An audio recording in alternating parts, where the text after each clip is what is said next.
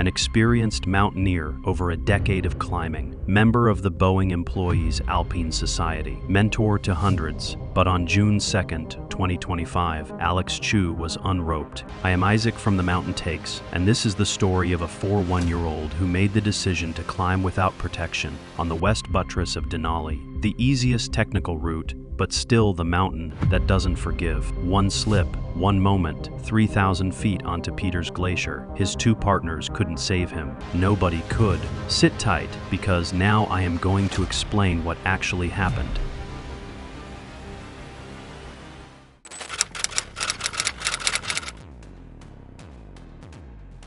It was early morning on June 2nd, 2025, somewhere around 12,000 feet on Denali's West Buttress route. Alex Chiu was ascending towards Squirrel Point, a location known for its exposure and danger. He was unroped. His two expedition partners were with him, but none of them were connected by safety lines to each other or to the mountain. They were moving carefully through terrain that looks deceptively manageable but kills people. Regularly an exposed rocky face covered in glacial ice. Peters Glacier stretched below them 3,000 feet straight down. One mistake would be fatal. Alex slipped. The ice beneath him shifted. Maybe his foot lost purchase. Maybe a small rock turned under his weight. Maybe the ice was thinner than it appeared. The exact cause didn't matter. What mattered was that gravity took over. He fell. He tumbled down the 3,000-foot face of Peters Glacier, falling through the air and bouncing off ice and rock, visible to his two partners for only the first few seconds before he disappeared from sight. His partners immediately lowered themselves over the edge as far as they could. They called his name.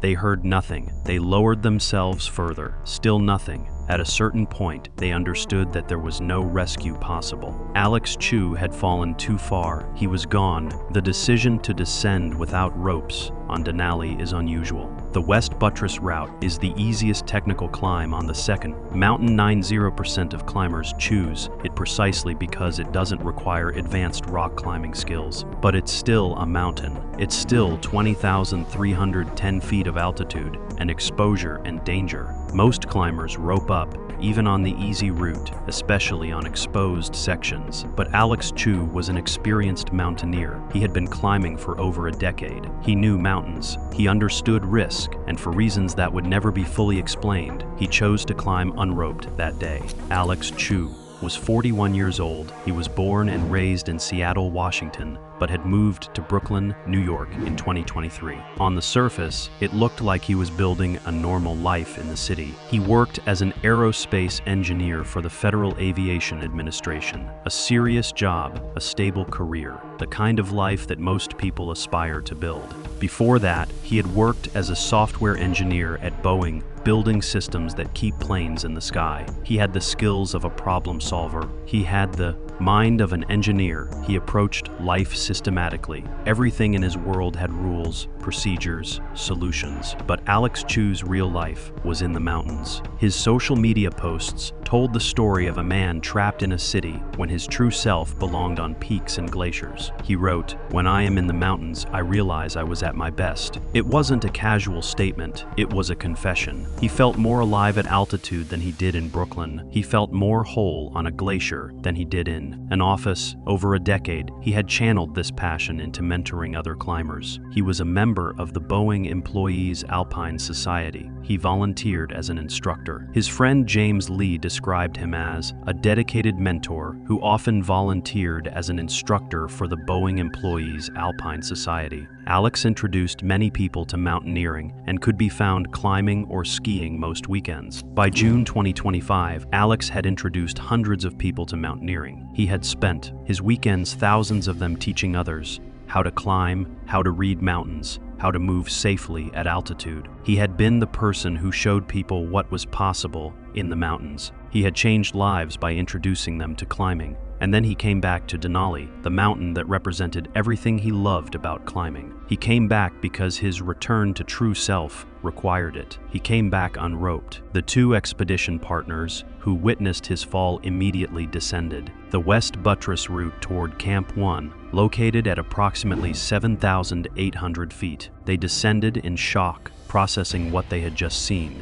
They knew Alex was an experienced mountaineer. They knew he had made the decision to climb unroped deliberately, but they also knew that experience doesn't protect you on mountains. Skill doesn't protect you. Decades of climbing doesn't protect you. Sometimes mountains just take people. They reached Camp 1 and reported the accident. The National Park Service was notified, a search was initiated, but the mountain had other plans. High winds moved in. Snow began to fall. Visibility dropped to near zero. The weather became so severe that rescue helicopters couldn't fly. Ground search teams couldn't access the area. For a full day, the mountain kept Alex Chiu to itself. For a full day, his body lay on the ice, 3,000 feet below Squirrel Point, while the mountain raged around it. On June 4, 2025, the weather cleared enough for a helicopter search. 2.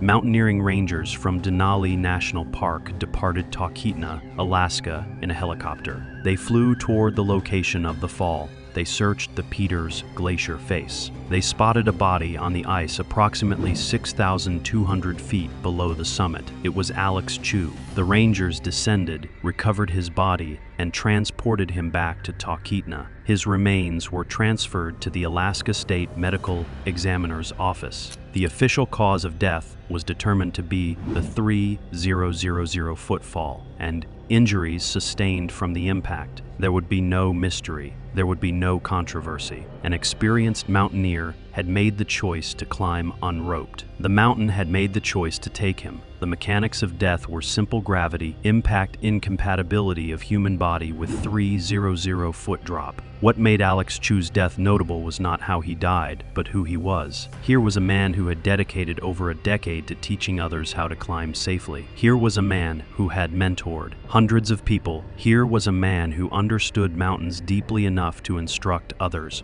And he died not from lack of experience, not from ignorance, not from youth and overconfidence. He died from a choice, a deliberate choice to climb without protection on exposed terrain at altitude. Why did he make that choice? Some have speculated that experience made him confident. Some have suggested that his decade of climbing had convinced him that he understood Denali completely. Some have implied that his love for the mountain made him careless, but nobody really knows. Alex Chiu never left a note. He never explained his reasoning. He simply chose to climb unroped, and the mountain took him. The Boeing employees' Alpine Society, where Alex had mentored so many climbers, issued a statement mourning the loss of one of their own. His family in Seattle mourned. His colleagues at the FAA mourned. The climbing community mourned. Hundreds of people who had learned to climb because of Alex Chiu's mentoring suddenly understood that their mentor was gone and that he had died doing the thing he loved most. The West Buttress route continues to be climbed by hundreds of mountaineers every season. Around 500 were on the mountain the day Alex died. The route continues to be the most popular climb on Denali, used by 90% of climbers attempting the mountain. But the mountain continues to kill. 15 climbers have died on the West Buttress since 1980. And in 2010, just near where Alex fell,